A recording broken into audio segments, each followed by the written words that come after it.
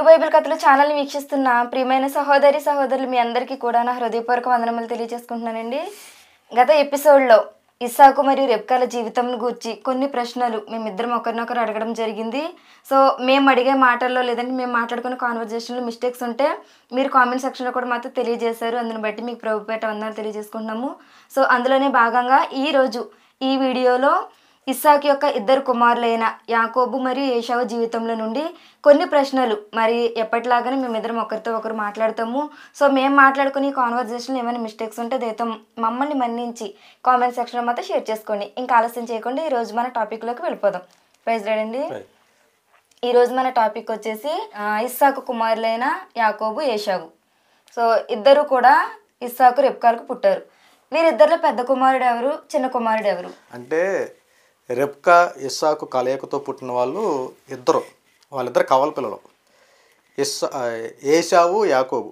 ఫస్ట్గా బయటకు వచ్చింది ఏశావు, తర్వాత యాకోబు బయటకు వచ్చాడు. వారిద్దరిలో ఏశావు చేసే వృత్తి ఏంటి, యాకోబు చేసే వృత్తి ఏమిటి అంటే వారు చేసే పనులు?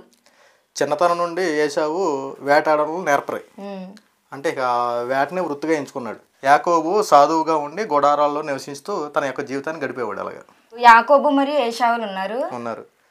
ఒకానొక సందర్భంలో ఏశావు తన యొక్క జ్యేష్ఠత్వాన్ని అమ్మేస్తాడు యాకోబుకి.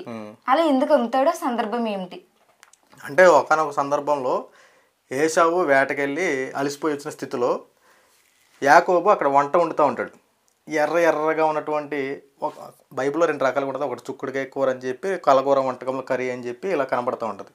అయితే ఈ అలసిపోయి వచ్చినటువంటి ఏశావు యాకోబు దగ్గరికి వచ్చి, తమ్ముడా నాకు నువ్వు వండుతున్నటువంటి ఎర్రగా ఉన్నది నాకు కాస్త పెట్టు అని చెప్పంటే, ఇదే అదునుగా చూసుకుని యాకోబు వెంటనే ఏశావుని, ఓహో నీకు ఇస్తా, కానీ నీ దగ్గర నుంచి నాకు ఒకటి కావాలి, నీ జ్యేష్ఠత్వాన్ని అమ్ముకుంటావు, నాకు ఇచ్చేస్తావు అని అడిగితే, ఎందుకంటే ఆశపడిపోయాడు, ఆకలితో ఉన్నాడు. ఇలాంటి సందర్భంలో ఏశావు ఇక చేసేదేమి లేక తన జ్యేష్ఠత్వాన్ని అమ్మేసుకుంటాడు, జస్ట్ కేవలం ఈ కలగూర వంటకం కోసం. సరే, ఇప్పుడు యాకోబు ఏశావులు ఉన్నారు కదా, సో ఇద్దరు కుమారులు ఒకే ఇంట్లో పుట్టారు. అంటే వీరిద్దరిలో ఎవరు అంటే ఏ కుమారుని ఎవరు ఎక్కువగా ప్రేమించారు? ఇప్పుడు మనం ఈ రోజున భూలోక సంబంధంలో చూసుకున్నా సరే, ఇప్పుడు ఈ రోజున జనరల్గా ఇప్పుడున్నటువంటి సిచ్యువేషన్ చూసుకున్నా, గతంలో కూడా ఇలాగే తల్లి ఒకరిని ఎక్కువగా ప్రేమించడం, తండ్రి ఒకరిని ఎక్కువగా ప్రేమించడం మనం సర్వసాధారణంగా చూస్తాం. సో అలాంటి తరుణంలో అప్పుడులోనే ఇస్సాకు ఏశావుని ఎక్కువగా ప్రేమించేవాడు. తర్వాత రెబ్కా యాకోబుని ఎక్కువగా ప్రేమించేది. ఇద్దరంటే ఇష్టమే, కానీ కాస్త ప్రేమ తల్లిదండ్రులుగా ఒకరి మీద ఒకరు కాస్త ఎక్కువగా ఉండేది అంతే. సో ఇలా జరుగుతూ ఉంటుండగా ఇస్సాకు వృద్ధుడైపోయాడు. ఇస్సాకు వృద్ధుడయ్యి కన్నులు కనిపించట్లేదు. ఇంకా అలాంటి పరిస్థితుల్లో తన యొక్క దీవెనలు తన కుమారునికి ఇవ్వాలని ఏశావుని పిలిచి, నా కుమారుడు నా కోసం పలానా చెయ్యి, నీకు దీవెనలు ఇస్తాను అంటాడు. ఏమి ఇస్తారు, ఆ తర్వాత ఏం జరిగింది అంటే అప్పట్లో సాధారణంగా పెద్ద కుమారుడు ఎవరైతే వాళ్ళకి ఆస్తిలో సగం ఎక్కువ ఇవ్వడం, తర్వాత చిన్న కుమారుడు సగం తగ్గించేవడం, ఇది సర్వసాధారణంగా ఉండేది ఎక్కడైనా. ఇలాగే దీవెనలు కూడా విషయంలో దీవెనలు కూడా పంచేవారు అన్నమాట. ఆ దీవెనల ద్వారా తన యొక్క జీవితం ముందు కొనసాగుద్దన్న ఒక విషయం ఉండేది. అలాగా ఇస్సాకు ముందు ఏశావుని పిలిపించి, నా జ్యేష్ఠ కుమారుడా, నేను నిన్ను ఆశీర్వదిస్తాను, నా చూపు మందగిచ్చింది, నేను వృద్ధాప్య స్థితిలో ఉన్నాను, నేను మరణించే స్థితిలో దగ్గరకు వచ్చాను కాబట్టి నిన్ను ఆశీర్వదిస్తాను, నా కోసం ఒక మంచి వేటాడి తీసుకురా, నాకు భోజనం సిద్ధపరచు, మంచి మాంసం తీసుకుని భోజనం సిద్ధపరచు, నేను ఆశీర్వదిస్తానని చెప్పాడు. ఇదే విషయాన్ని పక్కన రెబ్కా వింటది. రెబ్కా విని, మరి యాకోబు అంటే బాగా ఇష్టం కదా, బాగా ఇష్టమైనప్పుడు ఏం చేస్తుందంటే, ఈ రెబ్కా వెళ్ళి, యాకోబు ఇదిగో మీ నాన్నగారు ఇలా మీ అన్నయ్యని ఆశీర్వదిస్తానన్నాడు, మంచి వేట తీసుకొచ్చి భోజనం వండి పెట్టమన్నాడు, మొత్తం ఆశీర్వాదాలన్నీ మీ అన్నయ్యకి వెళ్ళిపోతే నీకేముంటే, నువ్వేం చేస్తావంటే నువ్వు వెళ్ళి ఒక మంచి మాంసం పట్టుకురా, నేను దాన్ని వండి నువ్వు మీ నాన్నగారి దగ్గర పట్టుకెళ్దు కానీ ఆయన ఇచ్చే ఆశీర్వాదాలు నువ్వే పొందుకో అని అంటాడు. అప్పుడు యాకోబు అంటాడు, అమ్మ తప్పు కదమ్మా, ఇప్పుడు నేను మోసం చేసిన అవుతాను అంటే అర్థమయ్యే సందర్భంలో చెప్తున్నా, మోసం చేసిన అవుతాను ఏదంటే అప్పుడు అంటది రెబ్కా, నీకేమన్నా శాపం కనుక వస్తే నా మీదకి వస్తుంది, ఆ దీవెనలు వస్తాయి నీకే వస్తాయి కదా అని చెప్పంటే, ఇక్కడ ఏం చేస్తుందంటే అలాగే తల్లి మాట జవదాటకుండా యాకోబు అలాగే వేట తీసుకొచ్చాడు, మాంసం అవన్నీ రెబ్కా వండింది. ఇక్కడ అంతా బాగానే ఉంది. మరి గుర్తుపట్టే విషయంలో ఏశావేమో ఒంటి నిండా రోమములు కలిగిన వాడు, యాకోబు నున్నని వాడు. ఇస్సాకు ఒకవేళ దృష్టి మందగించింది కాబట్టి చూడగానే గుర్తుపట్టలేడు. సో ఇలా తండ్రి చూస్తాడు కదా, అప్పుడు ఎలా గుర్తుపట్టాడు? అంటే యాకోబు అప్పుడు ఈ జంతు చర్మం ఉంటుంది కదా కప్పుకొని అలా అమ్మగారు ఉన్నటువంటి రెప్కా ఉన్నటువంటి ఆ కూరను తీసుకెళ్ళి ఇస్సాకు ఇచ్చి, తండ్రి ఇదిగో నీ కోసం సిద్ధపరిచినటువంటి ఆ ఆహారాన్ని స్వీకరించని ఇస్తే తడిమి చూస్తాడన్నమాట. తడిమి చూసి నువ్వు నిజంగానే ఏసావే. ఇక తడిమి అంటే చూపు లేదు కదా, మందగించింది. జస్ట్ ఆ తడిమి చూసి నువ్వు ఏసావే కాబట్టి నిన్ను ఆశీర్వదిస్తానని చెప్పి అక్కడ ఆశీర్వదించి వెళ్ళిపోతాడు అనమాట. సరే, ఇప్పుడు ఆశీర్వాదాలన్నీ కూడా యాకోబుకి వచ్చేసి, మరి ఏసావుకి ఏమొచ్చినాయి? ఏసావుకి ఇంకా ఆశీర్వాదాలన్నీ వెళ్ళిపోయిన అడుగుతాడు, తండ్రి నీ కోసం నేను భోజనం సిద్ధపరిచి నేను ఏసావుని జ్యేష్ఠ కుమారుని వచ్చినట్టుగానే ఒక్కసారిగా ఇస్సాకు షాక్ అవుతాడు. ఇదేంటి ఇప్పుడే నేను ఆశీర్వదించి నువ్వు మళ్ళీ వేసావు అంటే, అయ్యో వచ్చింది ఎవరంటే నీ తమ్ముడు వచ్చి ఆశీర్వాదాలు తీసుకెళ్ళిపోయాడు అని చెప్పి తెలిసిపోద్ది అక్కడ విషయం. అప్పుడు తండ్రి నా కోసం ఏం ఆశీర్వాదాలు లేవంటే నా దగ్గర శాపాలు తప్ప ఇంకేమి లేవని చెప్పి అంటాడు. అయితే ఇక్కడ ఏసావు తన తమ్ముడి మీద పగపించుకుంటాడు, ఎట్లాగైనా సరే తమ్ముడిని చంపేయాలి అని చెప్పి ఫిక్స్ అయిపోతాడు. ఈ విషయం కూడా మళ్ళీ పక్కనే ఉన్నటువంటి రెబ్కా వింటా ఉంటుంది. అమ్మో ఇది వాళ్ళ అన్న ఏసావు తమ్ముడిని కూడా చంపేయాలని చెప్పి అంటే వెంటనే రెబ్కా వెళ్ళి, యాకోబు నీ అన్నయ్య బాగపట్టేసాడు నీ మీద, వచ్చేస్తాను చంపేస్తాను, ఉన్న పలంగా మీ మేనమామ వెళ్ళి నా సహోదరుడు ఉన్నాడు పల చోటన పద్దనరామ అనే ప్రాంతంలో నా సహోదరుడు ఉన్నాడు, నా సహోదరుడి పేరు లాబాను, నువ్వు అతని దగ్గరికి వెళ్ళిపో, నేను చెప్పేంత వరకు రామకి ఎక్కడికని చెప్పి యాకోబు ఉన్న పలంగా పంపించేస్తుంది. సరే, అక్కడికి వెళ్తాడు ఎవరు? యాకోబు. వెళ్ళిన తర్వాత మొదటిగా ఎవరిని కలుస్తాడు? అక్కడికి వెళ్ళిన తర్వాత వెళ్ళిన వెంటనే రాహేలుని కలుస్తాడు. అంటే ఆ సమయానికి రాహేలు ఏం చేస్తుంది? ఆ సమయంలో రాహేలు తన తండ్రి మందను మేపుతా ఉంటది. అంటే గొర్రెల కాపరి. ఆడవాళ్ళలో మొట్టమొదటి గొర్రెల కాపరి ఎవరు అంటే రాహేలు. సో మొదటిగా చూస్తాడు, ఆ తర్వాత తినే నా మేనమామ కూతురని తెలుసుకుని ఇంటికి వెళ్తాడు.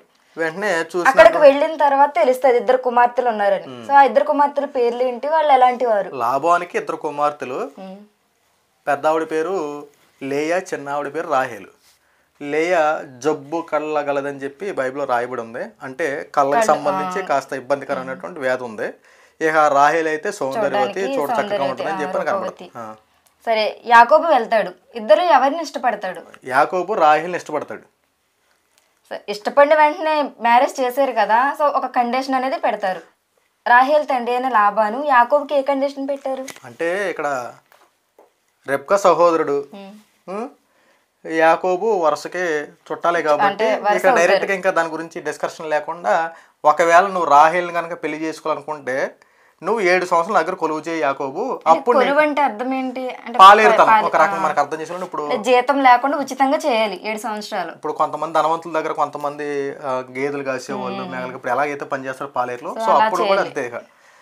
7 సంవత్సరాలు కొలువు చేయి యాకోబు, నీకు రాహేల్ని ఇచ్చి పెళ్లి చేస్తానని చెప్పి లాభం చెప్తాడు. సరే, 7 సంవత్సరాల తర్వాత మ్యారేజ్ చేస్తాడా చేయడా?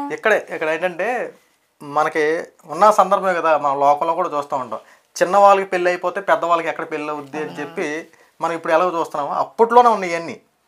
ఇప్పుడు రాహేల్ నుంచి పెళ్లి చేశారు అనుకో, లేయ పరిస్థితి ఏంటి అంటే ఆల్రెడీ జబ్బు ఆ లోపం ఒకటి కనపడతా ఉంది. ఒకవేళ రాహేల్ పెళ్లి చేసుకుంటే పెద్ద ఆవిడికి పెళ్లి కాదు కాబట్టి లాబాన్ని ఏం చేస్తారంటే తెలివిగా 7 సంవత్సరాలు కొలువు చేయించుకున్న తర్వాత, అప్పట్లో పెళ్ళి అంటే పెద్ద విషయం కాదు, పడక గదిలో పంపించేస్తాడు. ఇక పెళ్ళి అయిపోయిన తర్వాత పడక గదిలో పంపించే టైంలో రాహేల్ని పంపించకుండా లేయని పంపిస్తాడు. మోసం చేసి ఎలా అయితే యాకోబు తన నాన్నను మోసం చేశాడో సేమ్ ఇక్కడ మోసపోయాడు. సో ఇక్కడ తర్వాత చూస్తే ఉదయకాలం లేచిన తర్వాత చూసిన తర్వాత ఫేస్ చూడలేదు కదా, మరి చీకటి కదా, అప్పట్లో కరెంట్లు ఏమి ఉండవు కదా. సో అలా లేయని చూసి వెంటనే లాభం దగ్గరికి వెళ్ళి, ఏంటి నన్ను మోసం చేస్తావా, నువ్వు 7 సంవత్సరాలు కొలువు చేయమన్నావు, కొలువు చేశాను, నాకు రాహేల్ నుంచి పెళ్లి చేస్తానని చెప్పి లేయని ఇచ్చి పెళ్లి చేయడం ఏంటి, నువ్వు నన్ను మోసం చేసావనంటే, నీకు నిజంగా రాహేల్ కావాలనుకుంటే మరొక 7 సంవత్సరాలు కొలువు చేయి, అప్పుడు నీకు రాహేల్ని కూడా ఇచ్చి పెళ్లి చేస్తానని చెప్పి అంటాడు. ఇలా అంటే టోటల్గా ఎన్ని సంవత్సరాలు కొలువు చేశారు? అలాగా 14 సంవత్సరాలు యాకోబు లాబాను దగ్గర కొలువు చేసి రాహేల్ని పెళ్లి చేసుకున్నాడు, లేయాను కూడా పెళ్లి చేసుకున్నాడు. ఇప్పుడు యాకోబు మరియు లేయాల కలయిక ద్వారా ఎంతమంది కుమారులు పుట్టారు, కుమార్తెలు ఎంతమంది పుట్టారు? రాహేలు, లేయా మరియు యాకోబు. లేయా యాకోబు కలయికలతో 6 కుమారులు, 1 కుమార్తె పుట్టింది. కుమార్తె పేరు ఏంటి? దీనా. ఓకే. అలాగే ఎంతగానో ప్రేమించాడు, అంటే 14 సంవత్సరాలు కొలువు చేసి పెళ్లి చేసుకున్నాడు. అంటే రాహేలుకు గర్భఫలము దేవుడిచ్చాడా?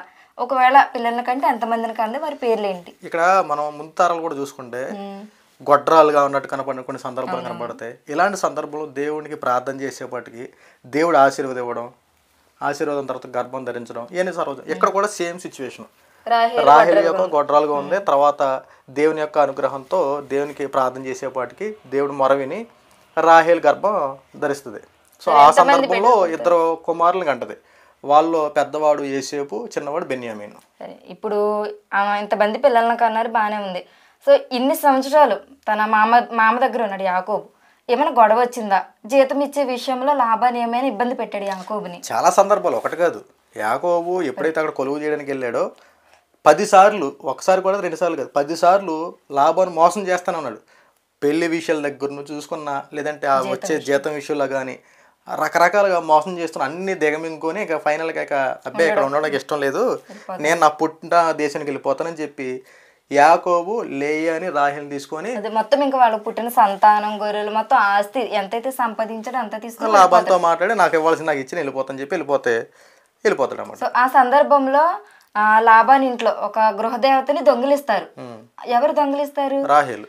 సరే, సో ఇలా ప్రయాణమే వెళ్తారు. ఇలా వెళ్తూ ఉన్న సందర్భంలో ఏషావుని ఎదుర్కోవాలి. అసలు గొడవే ఏషావుతో గొడవ అయ్యి వచ్చేసాడు.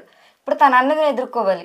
ఆ సిచ్యువేషన్ ఏంటి, అసలు ఎలా ఎదుర్కొన్నాడు? ఇక్కడ మార్గ మధ్యలో ఒక టాపిక్ జరుగుద్ది. ఇక్కడ దేవుడు యాకోబుతో మాట్లాడతాడు. యాకోబు, నువ్వు నీ అన్నని ఎదుర్కో. ఒక స్వరం వింటాడు, నువ్వు అన్నయ్యని ఎదుర్కో, నువ్వేం భయపడకు, నీ అన్నయ్యని నేను చేయడు అంటే తెలుసు కాబట్టి వివరంగా చెప్పేస్తున్నా. నీ అన్నయ్యని నేను చేయడు, నువ్వు డైరెక్ట్గా వెళ్ళిపోయి మీ అన్నని ఎదుర్కో అని చెప్పి అంటంగానే దేవుడు తోడుకున్నాడు కదా. అంటే మొదటిగా కొన్ని కానుకలు పంపించి తర్వాత తన ఫ్యామిలీ అంతా పంపించి చివరిని వెళ్తాడు. అలాగే వెళ్ళి ఇద్దరు కలిసిపోతారు. ఇక దేవుడు తోడుగా ఉండడం, ఇద్దరు సమాధానపడి ఇద్దరు ఒకరు వాళ్ళు కోవులించుకొని అలా పెట్టుకుని కలిసిపోతారు. సరే, ఇప్పుడు యాకోబు ఉన్నాడు. యాకోబు పేరుని దేవుడు ఏ రకంగా మార్చాడు? దేవుడు యాకోబుని పేరుని ఇశ్రాయేల్గా మార్చాడు. అంటే ఇప్పుడు ఇశ్రాయేల్ జనాంగం, ఇశ్రాయేలీలు అంటారు కదా, సో వాళ్ళందరికీ మూలపురుషుడు ఎవరు? యాకోబు. ఎక్కడి నుండే బైబిల్ కొత్త అంశానికి తెరలేపుతుంది అనమాట. ముందు వరకు ఒక ఎత్తు అయితే ఎక్కడి నుండే ఇశ్రాయేల్ జనాంగం 12 మంది అంటూ ఇశ్రాయేల్ జనాంగం పలానా ఐగుప్తులో ఇరుక్కుపోయారని చెప్పి అదే కొద్దిగా ఉంటుంది. రాబోయే రోజుల్లో మనం చూద్దాం.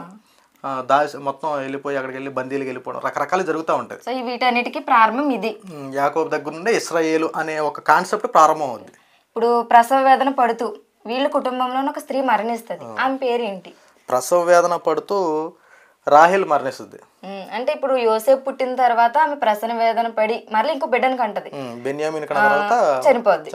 సరే, ఇప్పుడు ఇవన్నీ అయిపోయినాయి. టోటల్గా యాకోబుకి మొత్తం టోటల్గా ఎంతమంది పిల్లలు? టోటల్గా 12 మంది. అంటే ఓన్లీ కుమార్తెతో కలిపి 12 మంది. 12 మంది కుమారులు, కుమార్తెతో కలిపి 13 మంది. ఓకే, చూసారు కదండి. ఇది వచ్చేసి ఈ రోజు మన టాపిక్ అయిన యాకోబు మరియు ఏషావు జీవితం గురించి. ఏషావు జీవితం గురించి పెద్దగా చెప్పుకోవడానికి ఏముండదు. టోటల్గా బైబిల్ గ్రంథంలో మూల పురుషుడుగా ఉన్న, అంటే ఇశ్రాయేలీలకు మూల పురుషుడుగా ఉన్న యాకోబు గురించే ఎక్కువగా ఉంటుంది. సో చూసారు కదండి వీడియో వచ్చేసి. ఈ వీడియో కనుక మీకు యూజ్ఫుల్ అయ్యి, ఈ వీడియో కనుక మీకు హెల్ప్ఫుల్ అయితే తప్పనిసరిగా ఈ వీడియోని లైక్ చేయండి, షేర్ చేయండి. ఇలాంటి మరిన్ని కాన్సెప్ట్స్, అలాగే ఇలాంటి మరిన్ని ఇంట్రెస్టింగ్ వీడియోస్ మన ఛానల్లో మీరు చూడాలి అనుకుంటే తప్పనిసరిగా మన ఛానల్ని ముందుగా సబ్స్క్రైబ్ చేసుకోండి. అప్పటి వరకు మనందరికీ కూడా దేవుని యొక్క కృప తోడై ఉండును గాక. ఆమేన్. అందరికీ వందనములు.